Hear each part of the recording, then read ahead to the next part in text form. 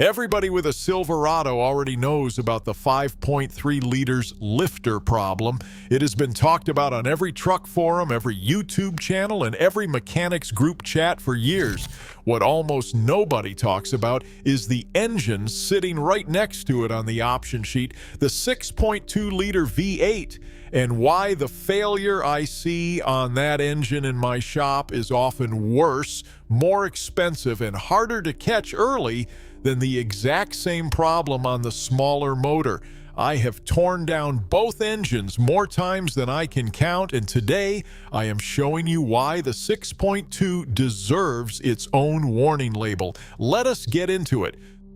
The root cause behind both engines is the same system, and you need to understand it before any of this makes sense. Starting in 2014, GM equipped its small block V8 engines, including the 5.3-liter L83 and the 6.2-liter L86 with active fuel management, a cylinder deactivation system that shuts down 4 of the 8 cylinders during light throttle cruising to save fuel. To make that happen, GM designed special lifters with a solenoid-controlled locking pin inside them, allowing the lifter to collapse and stop opening the valve on command. It is a clever piece of engineering on paper, and it is also the single most common point of catastrophic failure I see walk into my shop on either engine. When the locking pin inside that lifter wears out or the oil control valve that actuates it gets clogged with debris, the lifter can collapse and stay collapsed, or it can seize in a partially locked position and start hammering against the camshaft lobe with every single rotation. Here is where the 6.2 liter starts to separate itself from the 5.3, and not in a good way. The 6.2 liter L86 and its later L87 successor run a higher compression ratio than the 5.3, typically around 11.5 to 1 compared to the 5.3's roughly 11 to 1, and they carry more mass in the valve train components to handle the extra displacement and power output. That means every single time an active fuel management lifter on a 6.2 starts to fail, the forces hammering that camshaft lobe are higher than what the same failure produces on a 5.3. I had a 2018 Silverado 1500 come into my shop with the 6.2 liter L86 at only 61,000 miles, well under what most owners consider high mileage, with a customer complaining about a ticking noise on cold start that went away after a few minutes of driving. That ticking noise going away after warm-up is one of the most misleading symptoms in this entire failure pattern, because it convinces owners the problem fixed itself when it absolutely did not. I pulled the valve covers on that truck and found 2 collapsed lifters and visible scoring on the camshaft lobes beneath them. On a 5.3, catching 2 collapsed lifters that early with a clean camshaft underneath is common, and a lifter and camshaft swap runs somewhere around $2,200 to $2,800 depending on labor rates in your area. On this 6.2, the higher valve spring pressure and heavier rocker assembly had already chewed the camshaft lobes down far enough that a simple lifter swap was not going to solve it. That truck needed a full camshaft and lifter set replacement, along with new push rods, because the ones in contact with the failing lifters had already started to show wear at the tips, bringing the total repair to just over $3,900. The second reason the 6.2 gets hit harder comes down to oil flow and cylinder loading under real-world driving. The 6.2 liter is the engine General Motors puts in trucks that are actually being used to tow and haul, since it is the upgrade engine buyers choose specifically for that heavier work. Every time that truck is under a heavy load, like pulling a trailer up a grade, the engine drops out of active fuel management mode and runs on all 8 cylinders, which is is fine. But the moment the load lightens up, like cresting that same hill and coasting down the other side, the computer immediately commands 4 cylinders to deactivate again, and that rapid cycling between 8-cylinder and 4-cylinder mode happens dozens of times on a single towing trip. Each cycle asks those active fuel management lifters to physically lock and unlock under oil pressure, and repeated cycling under the higher loads, a 6.2 typically sees accelerates wear on the locking pin mechanism inside the lifter body faster than the lighter duty cycle.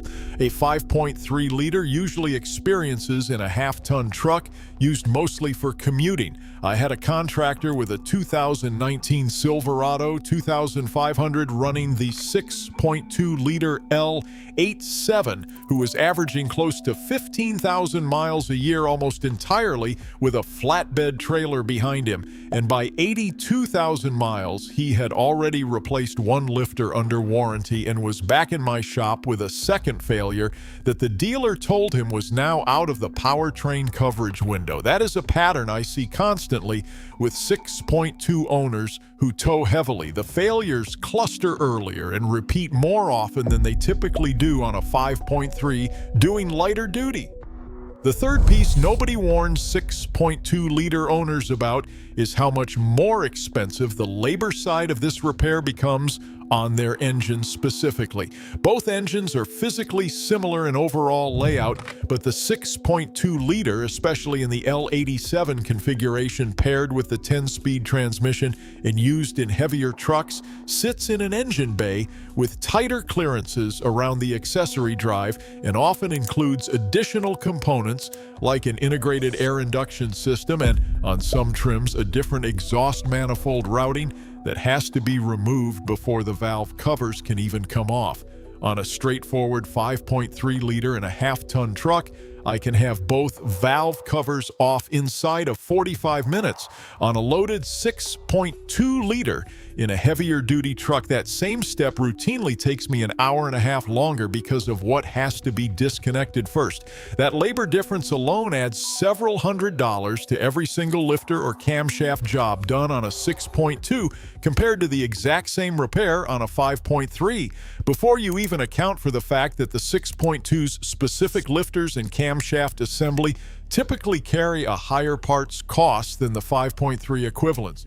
If this kind of information is actually useful to you before you buy your next truck or before you decide whether to keep driving through a ticking noise, do me a favor and subscribe, because I put out videos like this every single week covering the problems dealerships would rather you find out about after your warranty expires. Now, here is the part that genuinely surprises most owners when I explain it to them.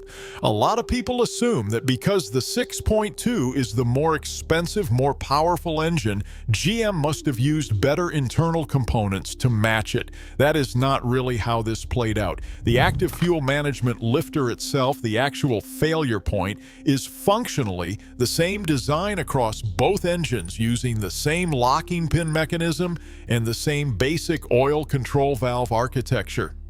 GM did not engineer a heavier duty version of that lifter specifically for the 6.2, despite putting it under higher loads and higher compression. That is the uncomfortable truth sitting underneath this entire problem.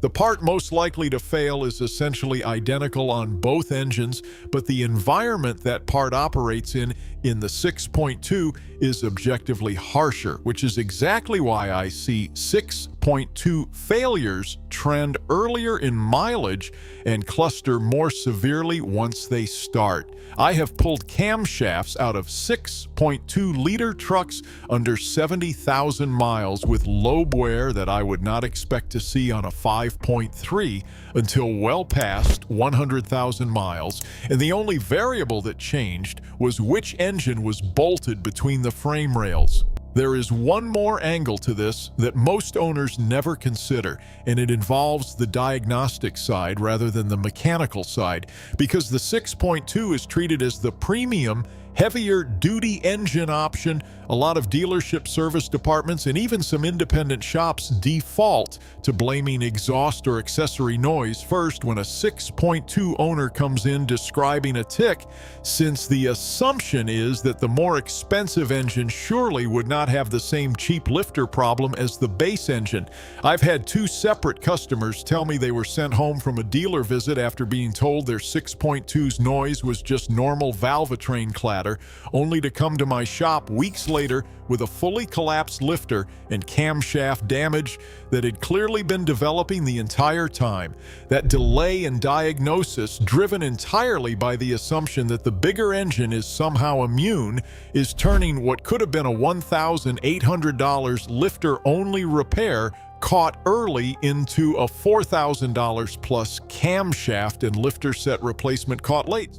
So what should you actually do if you own a 6.2-liter Silverado right now? First, take any cold start tick seriously, even if it fades after a minute of driving, especially if you tow or haul with any regularity. Second, understand that the AFM system itself can be addressed through aftermarket lifter replacement kits designed specifically to eliminate the deactivation function entirely, which some owners choose proactively once they understand how the failure pattern works, running roughly $1,600 to $2,200 installed, depending on your engine and whether the camshaft needs replacing alongside it.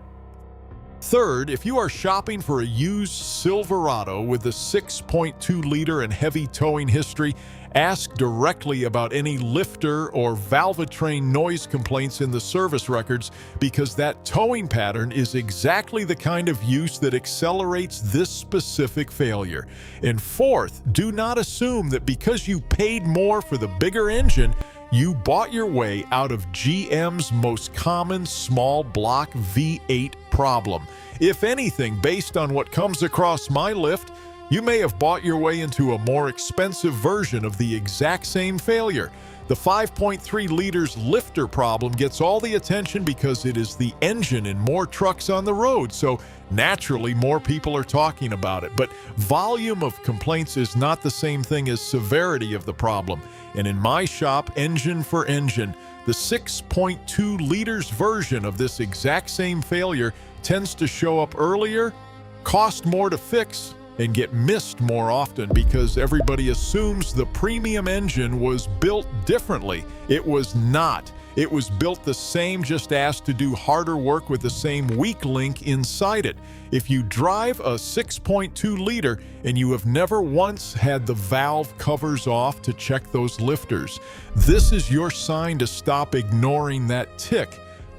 Like this video, if it helped you understand something about your truck nobody else explained, subscribe for more honest engine breakdowns every week, and I will see you in the next one.